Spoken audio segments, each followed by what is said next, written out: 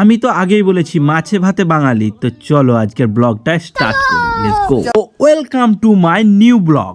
আর তোমরা তো সব জানোই বাঙালির 12 মাসে 13 পার্বণ। তো বাঙালির মাস শেষ হয়ে যাবে কিন্তু অনুষ্ঠান শেষ হবে না। मौसम तो ऐसा लग रहा है दिल गार्डन गार्डन हो रहा है। আর এই উৎসবটা বিশেষ করে গ্রাম অঞ্চলে একটু বেশি দেখতে পাওয়া যায়। কি কারণে গ্রামের দিকে বেশি এই উৎসবটা দেখা যায়? কারণ এই উৎসবটার নাম হচ্ছে নবান্ন।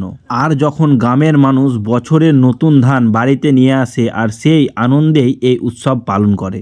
আর শুধুমাত্র পশ্চিমবঙ্গ বলেই না, অন্যান্য রাজ্যেও এই নতুন ফসল আনার উপলক্ষে বিশেষ উৎসব পালন করা হয়।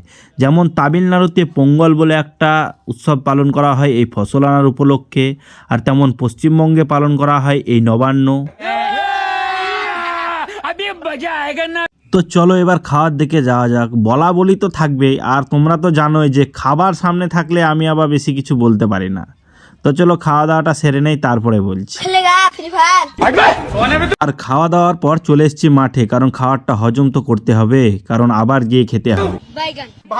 তো খেলাধুলা শেষ করে চলে এসেছি খাওয়ার জন্য। আর এই অনুষ্ঠানের মূল আকর্ষণ হচ্ছে এটাই, এই যে কলার পাতায় খাওয়া। এই বছরে এই একটা দিনই আমরা কলার পাতায় খাই।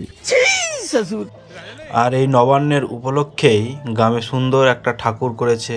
তো চলো দেখাচ্ছি। আর প্যান্ডেলটা দেখো, খুব সুন্দর করেছে প্যান্ডেলটা। Wow, just wow.